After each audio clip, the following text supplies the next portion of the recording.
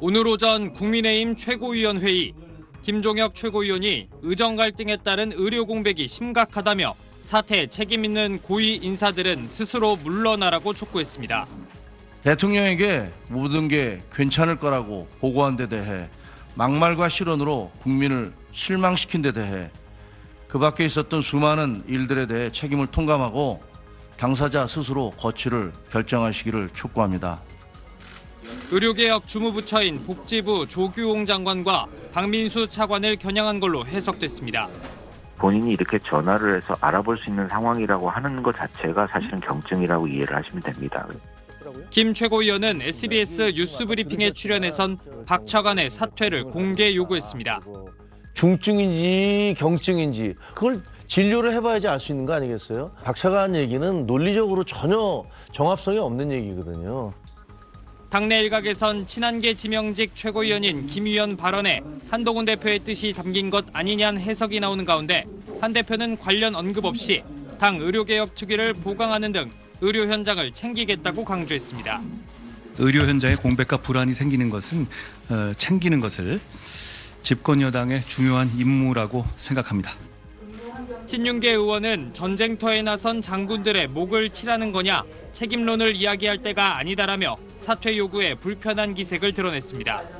대통령실 관계자는 SBS에 복지부 장차관 교체는 전혀 검토하지 않고 있다고 선을 그었습니다. 의정 갈등 해법을 둘러싼 이견이 여전한 상황에서 제기된 자진 사퇴론이 당정 갈등의 또 다른 불씨가 될 수 있다는 관측도 나옵니다. SBS 안희재입니다. 어려움이 있다고 해서 마치 내일 모레 모든 의료기관이 붕괴라는 표현이 뭔가요? 왜 그런 표현들을 써가면서 국민 불안을 가중시키는 표현들을 하시는지 잘 이해가 되지 않습니다.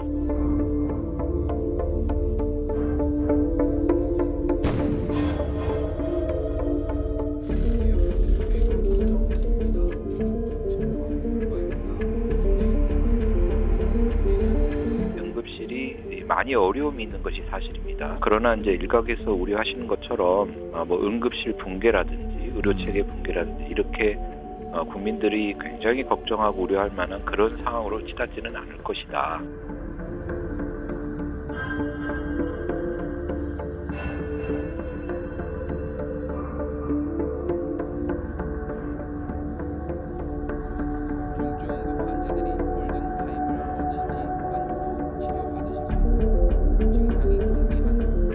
본인이 이렇게 전화를 해서 알아볼 수 있는 상황이라고 하는 것 자체가 사실은 경증이라고 이해를 하시면 됩니다. 그래서 중증이라는 거는 거의 의식이 불명이거나 본인이 스스로 이렇게 뭘 할 수 없는 마비 상태에 있거나 이런 경우들이 이제 대다수이고 보통 이제 열이 많이 나거나 배가 갑자기 아프거나 이런 것들이 경증에 해당되는 거고 이제 어디가 찢어져서 피가 많이 난다 이런 것도 사실 경증에 해당되는 거고요. 차관님 잠깐만요. 죄송한데요. 그럼 아까 처음에 여쭤봤던 그 2살박이 어린아이 있잖아요. 열경련이 나오고 이거는 그럼 그 시점에서는 경증입니까 중증입니까? 소아도 대부분의 경우 이제 열이 나거나 하는 건 경증입니다. 근데 이제 해당 사건의 경우는 의식 불명까지 갔기 때문에 일반적인 그런 이제 상황하고는 좀 다르게 보이거든요. 그래서 소아의 경우도 바로 대형 병원 이구보다는 빨리 그러니까 열을 빨리 내릴 수 있는 조치와 함께 그다음에 이제 동네 의원에서는 좀 처리하기가 어렵다 그럴 때 이송을 하는 것이 훨씬 빠르게 그 적정 진료를 받을 수 있는 그 방법이라고 생각합니다.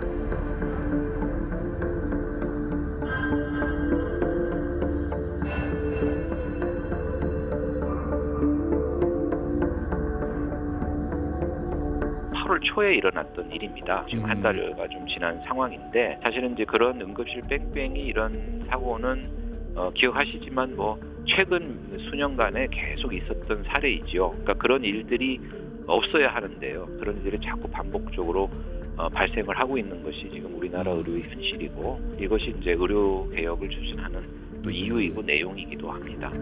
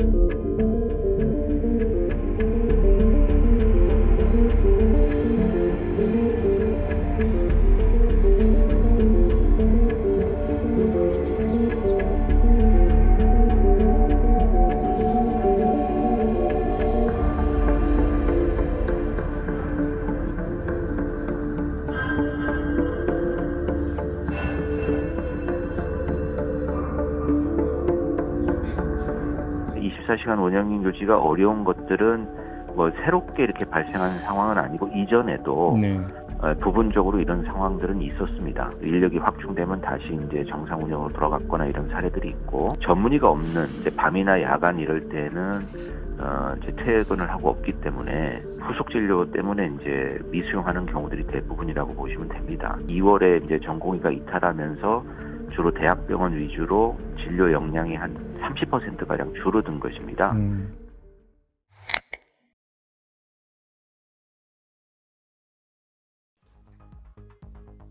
응급실 진료 중단 사태가 벌어지면서 정부의 안일한 대응을 질타하는 목소리가 이어지고 있습니다.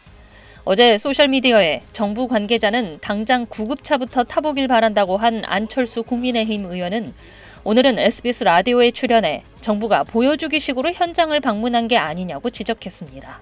실제로 응급실을 방문해서 반나절 정도 계시면서 환자들과 이야기도 나눠보고 아니면 응급차를 함께 동승하면서 이 현장들을 제대로 파악하는 것이 필요하다. 진단이 정확해야 처방이 정확한 것 아니겠습니까? 예. 그래서 그런 말씀드린 겁니다. 그럼 의원님, 이 제대로 된 현장을 방문하는 게 아니라 뭐 일종의 잘 정비된 현장, 사고가 없는 현장 등을 고위 관료들이 방문하고 그 실태를 대통령한테 보고하니까 대통령이 잘못된 보고를 받고 있는 거다, 이런 말씀이신 거예요? 아마도 그럴 가능성이 높다고 생각합니다. 예. 안 의원은 또 지방의 상황을 구체적으로 언급하며 위기 상황을 강조했습니다. 충남병원, 충남대병원, 충북대병원, 단국대 의대병원들 곳곳에서 이제 문을 닫거나 제대로 작동을 하지 못하고 그러다 보니까 이제 그 응급 환자들이 경기 남부로 올라옵니다. 예. 그게 아주 됩니다. 제가 알고 있기로 14분의 응급 의사들이 계셨는데 예. 6개월 동안 그래도 사명감으로 버티다가 지치셔가지고 절반 정도가 이제 사표를 내셨습니다. 안 의원은 어제 소셜미디어에 응급실 상황이 심각하지 않다는 정부의 말은 현실 호도라면서 이를 믿는 국민은 아무도 없다고 적었습니다. 이에 대해 박민수 복지부 차관은 무슨 근거로 그런 말을 하냐, 의료기관이 붕괴되는 상황은 아니라면서 왜 국민 불안을 가중시키는 그런 표현을 하는지 이해가 되지 않는다고 반박하기도 했습니다. SBS 정경훈입니다. 대통령실은 추석 연휴를 앞두고 이번 주와 다음 주 비서관급 참모진을 전국 17개 광역시도 응급의료 현장에 파견하겠다고 밝혔습니다. 응급의료 현장에서 헌신하는 의료진을 격려하고 애로사항과 건의사항을 경청해 정책에 반영할 수 있는 방안을 검토 중이라고 대통령실은 설명했습니다. 윤 대통령은 일주일 전 기자회견에서 비상진료 체계에 큰 문제가 없다는 취지로 말했습니다. 비상진료 체제가 그래도 원활하게 가동되고 있고 의사들이 다 돌아올 때까지 이거를 운영하는 것이 가능하다고 보고 있고요. 이후 야당과 의료계는 물론 여당 내에서도 대통령실이 현장을 정확히 모른다는 지적이 잇따랐습니다. 대통령실 관계자는 비서관 파견 조치는 현장의 목소리에 더욱 귀 기울이라는 여론을 반영한 것이라고 말했습니다. 앞서 윤 대통령은 어젯밤 의정부 성모병원 권역응급의료센터를 찾아 현장 의료진을 격려했습니다. 의료기관 방문은 지난 6월 의료개혁 발표 뒤 9번째로 윤 대통령은 필수의료에 대해 수가 조정 등을 통해 적절한 보상 체계를 마련하겠다고 거듭 약속했습니다. 필수의료 체계가 정상적으로 작동이 될 수 있는 그런 지원을 최대한 다 하겠습니다. 특히 필수의료 핵심인 응급의료에 대해 그동안 국가가 제대로 돕지 못해 안타깝다며 명절 연휴 가용자원을 가장 우선 투입하고 필요하면 예비비를 편성해서라도 지원하겠다고 밝혔습니다. SBS 윤나라입니다.